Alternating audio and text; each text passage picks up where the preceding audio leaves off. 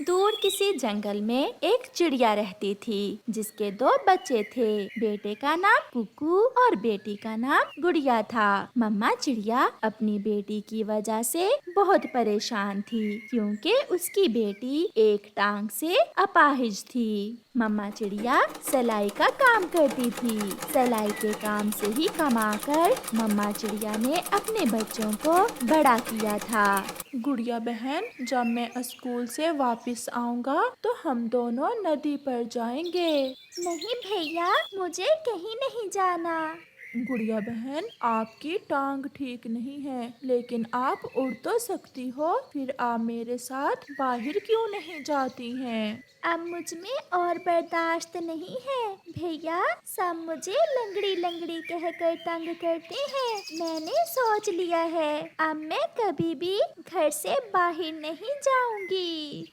मम्मा चिड़िया की आंखों में आंसू थे। वो अपनी बेटी का हौसला तो बढ़ाती मगर वो क्या कर सकती थी क्योंकि गुड़िया तो अंडे से अपाहिज पैदा हुई थी। फिर कुकू स्कूल चला जाता है और मम्मा चिड़िया अपनी बेटी से कहती है, गुड़िया बेटी, ऐसे दूसरों की बातों का बुरा नहीं मानते। कोई जो कहता है कहे। अगर आप ऐसे हौसला हार जाओगी तो जीना बहुत मुश्किल हो जाएगा। मगर गुड़िया खामोश थी। फिर शाम को गुड़िया अपनी मम्मा और भाई का कहना मान लेती है और उनके साथ नदी पर चली जाती है। नदी पर गौरी कौवी बैठी हुई थी। चिड़िया, इसे घर में ही छोड़ दिया करो, बेचारी लंगड़ी है, कितनी मुश्किल से एक टांग पर खड़ी है। गौरी बहन, घर बैठ बैठ कर भी तंग आ जाती है गुड़िया। मैंने सोचा थोड़ी बाहर की हवा खा लेगी। बुलबुल ने मुझे बताया था कि तुम्हारी बेटी का इलाज तो हो सकता है मगर पैसे ज्यादा लगते हैं। हम गरीब पक्षी हैं बहन, इतने पैसे हमारे पास कहाँ। मम्मा, मैं अपनी बहन का इलाज करवाऊंगा। मैं इतने पैसे कमा लूंगा जिससे मेरी बहन ठीक हो सके। कुकू बेटा, ऐसे ही अपनी बहन से हमेशा प्यार करते रहना। मम्मा, भाई मुझसे बहुत प्यार करते हैं। मैं तो कहती हूँ कोई लंगड़ा या पागल पक्षी देखकर गुड़िया की शादी कर दो। ऐसे कब तक बोझ उठाओगी इस अपाहिज बेटी का। गौरी बहन, आप ऐसी बातें ना किया करें। मेरी बेटी इसी वजह से बाहर आने से बहुत डरती है। प्लीज आप यहाँ से चली जाएं। भलाई का तो जमाना ही नहीं है।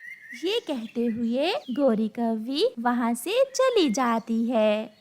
फिर शाम हो जाती है। मम्मा चिड़िया, गुड़िया और उसका भाई भी अपने घर के लिए उड़ते हैं। थोड़ी दूर गुड़िया की नजर नीचे एक पेड़ पर जाती है। वहाँ एक बूढ़ी चिड़िया घायल पड़ी थी। मम्मा, वहाँ कोई है। मम्मा, कोई पक्षी घायल है। फिर वो सब वहाँ जाते हैं।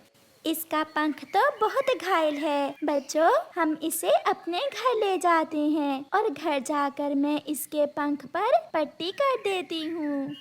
फिर कुकू और उसकी मम्मा उस बूढ़ी चिड़िया को उठाकर अपने घर ले जाते हैं। घर जाकर वो उस चिड़िया के पंख पर पट्टी बांध देते हैं।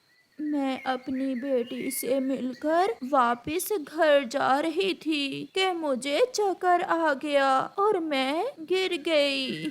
अब आप ठीक हैं। मैंने आपके पंख पर पट्टी बांध दी है। मेरा बेटा बहुत परेशान होगा। मगर आंटी, अब तो रात हो गई है। आप आज की रात हमारे पास ही रहें और फिर कल सुबह अपने घर चली जाना। फिर मम्मा चिड़िया उस घायल चिड़िया को भोजन देती है। मेरे भी आपकी तरह दो ही बच्चे हैं। एक बेटी जिसकी शादी मैंने पूर्व वाले जंगल में कर दी है और एक बेटा। मैं और मेरा बेटा इकट्ठे ही रहते हैं।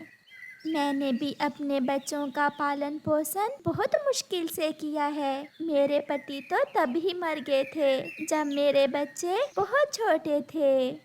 आपकी बेटी बहुत सुंदर है। मुझे बहुत पसंद आई है आपकी बेटी। बहन, अगर आपको बुरा ना लगे तो मैं बहू बनाना चाहती हूँ आपकी बेटी को। ये सुनकर मम्मा चिड़िया खुश तो होती है मगर फिर उदास हो जाती है। वो कैसे बताती कि उसकी बेटी तो अपाहिज है। रात ऐसे ही गुजर जाती है और फिर सुबह वो बूढ़ी चिड़िया अपने घर जाने की तैयारी करती है। जो बात मैंने आपसे की थी, आप जरूर सोचना। आंटी, आप ध्यान से जाना और अगर थक जाएं तो रास्ते में थोड़ा आराम कर लेना। आंटी, अगर फिर कभी आप इधर से गुजरे तो हमें मिलकर जाना। वो चिड़िया वहाँ से चली जाती है। माँ, आप कहाँ थी? मैं रात से बहुत परेशान था। जूजू बेटा, मैं बताती हूँ, सब बताती हूँ। फिर जूजू की मम्मा अपने बेटे को सारी बात बताती है कि कैसे वो चकरा कर गिरी और फिर कैसे चिड़ियाओं के उस परिवार ने उसकी मदद की। वो बहुत अच्छा परिवार था बेटा, सब प्यार करने वाले। गुड़िया तो मुझे बहुत पसंद आई है और मैंने सोच भी लिया है। माँ, क्या सोच लिया है आपने? मैं अपने बेटे की शादी गुड़िया से ही करूँगी। फिर वो माँ बेटा ऐसे बातें करते रहते हैं। ऐसे ही कुछ दिन गुजर जाते हैं और एक दिन जूजू और उसकी मम्मा गुड़िया के घर की तरफ चलते हैं। वो दोनों माँ बेटा अभी गुड़िया के जंगल पहुँचे ही थे कि उन्हें गौरी कव्वी मिल जाती है। वो दोनों माँ बेटा गौरी कव्वी से रास्ता पूछते हैं। कवि, हमें रानो चिड़िया के घर जाना है जो पीपल के बड़े पेड़ पर रहती है। अच्छा अच्छा, मुझे पता चल गया। क्या काम है आपको उस छोटी चिड़िया से? मैं अपने बेटे की शादी करना चाहती हूँ उस चिड़िया की बेटी से। ये सुनकर गौरी हैरान हो जाती है। क्या इस बेटे की? हाँ, यही है मेरा बेटा। जाओ चिड़िया, यहीं से वापस चली जाओ। उसकी बेटी तो एक टांग से लंगड़ी है और तुम्हारा बेटा तो अच्छा भला है। ये सुनकर मम्मा चिड़िया घबरा जाती है और अपने बेटे की तरफ देखती है। माँ, चलें, आप ऐसे मेरी तरफ ना देखें। जो देखकर आपने उसे पसंद किया है, मैं भी ऐसी ही चिड़िया की खोज में था। फिर वो माँ बेटा गौरी की बात नहीं मानते और आगे बढ़ते हैं। ये है मेरा बेटा जूजू। गुड़िया की मम्मा और भाई उन्हें देखकर बहुत हैरान हो रहे थे। क्या आपको कुछ पता भी है कि मेरी बेटी? रास्ते में एक कवि ने हमें सब बता दिया है, मगर माँ जी, जहाँ प्यार हो वहाँ ऐब नहीं देखे जाते। फिर जूजू गुड़िया को बिहाकर अपने साथ ले जाता है और वो सब खुशी खुशी की जिंदगी गुजारते हैं। जंगल में ठंड बढ़ गई थी और आज सुबह से बादल भी छाए हुए थे। ऐसा लग रहा था कि किसी भी समय बारिश शुरू हो जाएगी। सभी पक्षी बहुत परेशान थे क्योंकि उनके पास जो भोजन जमा था वो अब खत्म हो गया था। वो सब दोस्त कालू कव्वे और गोरी कव्वी के घर में इकट्ठे होते हैं। मौसम भी ठीक नहीं है। ऐसे मौसम में हम बच्चों को साथ लेकर भोजन की खोज में नहीं जा सकते। बादलों को देखकर तो ऐसा लग रहा है कि किसी भी समय बरसात शुरू हो जाएगी। मेरे पास एक उपाय है, अगर आप सबको पसंद आए तो। बताइए बताइए कबूतर भैया, क्या उपाय है? हम ऐसा करते हैं कि अपने अपने बच्चे गोरी और कालू के पास छोड़ जाते हैं। गोरी और कालू बच्चों का ध्यान रखेंगे और हम सब भोजन ले आते हैं। कबूतर यार, भोजन तो हमारे पास भी नहीं है, हमें भोजन कौन देगा? कालू भैया, आप चिंता न करें, हम वापस लौटते समय आप दोनों के लिए भोजन भी ले आएंगे। हम बच्चों की रक्षा कर लेंगे, आप चिंता न करें। अब जल्दी जल्दी जाएं आप, हवा तेज हो रही है। फिर सब पक्षी अपने बच्चों को गोरी और कालू के पास छोड़कर भोजन की खोज में चले जाते हैं। वो सब दोस्त जानते थे कि उन्हें भोजन कहाँ से मिलेगा। वो तेज हवा में उड़ते हुए सीधे पहाड़ों की तरफ जाते हैं, जहाँ एक पेड़ के पास उन्हें कुछ चावल दिख जाते हैं। उसी समय बारिश भी शुरू हो जाती है। दोस्तों, भोजन तो मिल गया है। हम ऐसा करते हैं कि थोड़ी देर उस सामने वाली गुफा में बैठ जाते हैं। जब बारिश रुकेगी तो भोजन लेकर चले जाएंगे। फिर वो सब पास ही एक गुफा में चले जाते हैं। बारिश तेज थी। कौवे और कौवी का घर भी इतना सुरक्षित ना था। थोड़ी ही देर बाद उनके घर की छत टपकने लगती है। कालू जी, पानी घर के अंदर आ रहा है। अगर बच्चे भीग गए तो सबको ठंड लग जाएगी और बच्चे बीमार हो जाएंगे। हमें बच्चों को भीगने से बचाना होगा। मैं छत के ऊपर जाकर देखता हूँ। फिर कालू कौवा घर की छत के ऊपर जाता है। यहाँ तो कई जगह पर छेद हैं। ऐसे मौसम में छत की मरम्मत भी नहीं हो सकती। मैं जाकर गौरी को बताता हूँ। कालू, जो भी है, पानी को तो रोकना होगा। हमें बच्चों को भीगने से बचाना होगा। हमारे दोस्त बच्चों को हमारे सहारे छोड़कर गए हैं। तो फिर गौरी, ऐसा करो, तुम बच्चों के पास बैठो और मैं अपने मामा जी के पास जाता हूँ। मेरे मामा जी के पास एक छाता है। मैं वो छाता लेकर आता हूँ। कालू जी, जल्दी आना और अपना ध्यान रखना।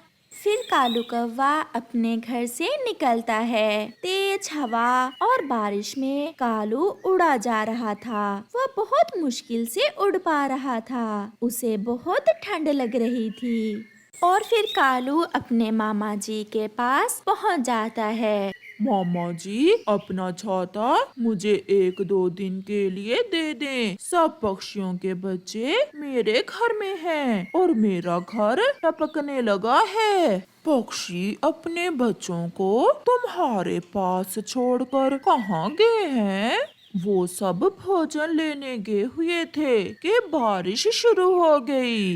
ये लो, तुम ये छाता ले जाओ और बच्चों की रक्षा करो। ठंड के मौसम में अगर बच्चे भीग गए तो वो सब बीमार हो जाएंगे। फिर कालू अपने मामा जी से छाता लेकर वापस होता है। घर आकर कालू सब बच्चों को छाते के नीचे बिठा देता है। बच्चे अब सुरक्षित थे। वो बारिश के पानी से बच गए थे। कालू जी, तुम्हारा शरीर कांप रहा है। मुझे लग रहा है तुम्हें ठंड लग गई है। मैं ठीक हूँ, तुम बच्चों की चिंता करो।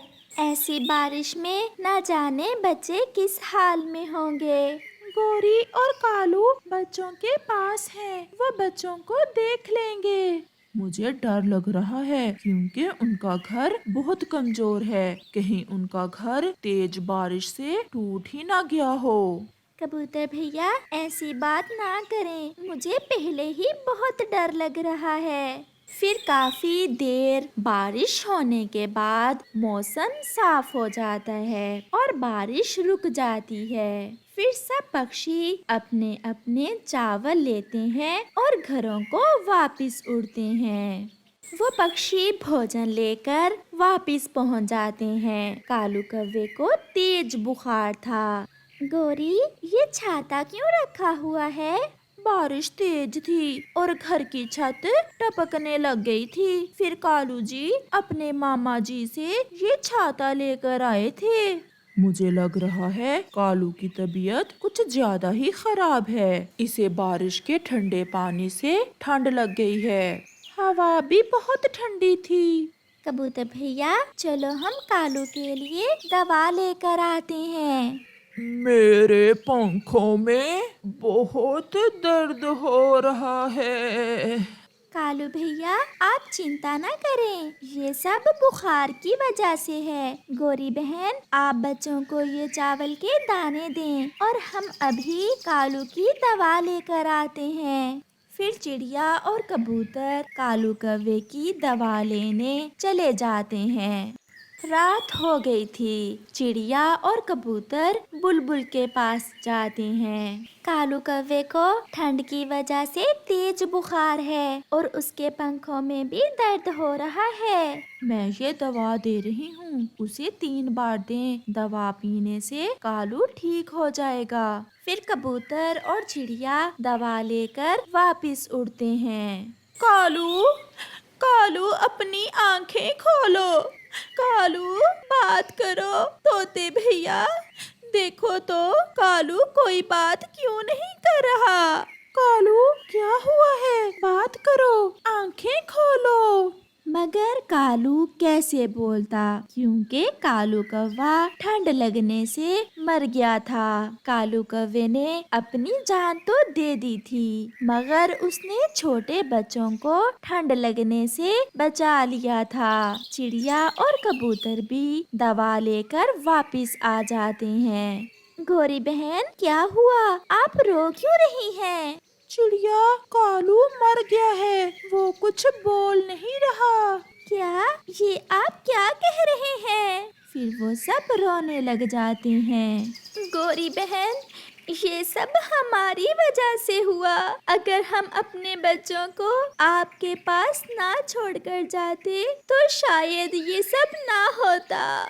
नहीं चिड़िया बहन, कालू की जिंदगी ही इतनी थी। हम भी तो कई बार बारिश में उड़ते रहे हैं, बस ठंड लग गई है बेचारे को। गौरी बहन, अब आप भोजन की चिंता ना करें। अगर कालू ने दोस्ती निभाई है तो हम भी दोस्ती निभाएंगे। हम आपको और आपके बेटे को भोजन दे जाया करेंगे। आज कालू ने अपनी जान देकर साबित कर दिया कि कालू हमारा कितना अच्छा दोस्त था। प्यारे दोस्तों, आपस में हमेशा मिलजुल कर रहो, एक दूसरे की मदद करो, क्योंकि एक दूसरे की मदद करने से जिंदगियां आसान हो जाती हैं।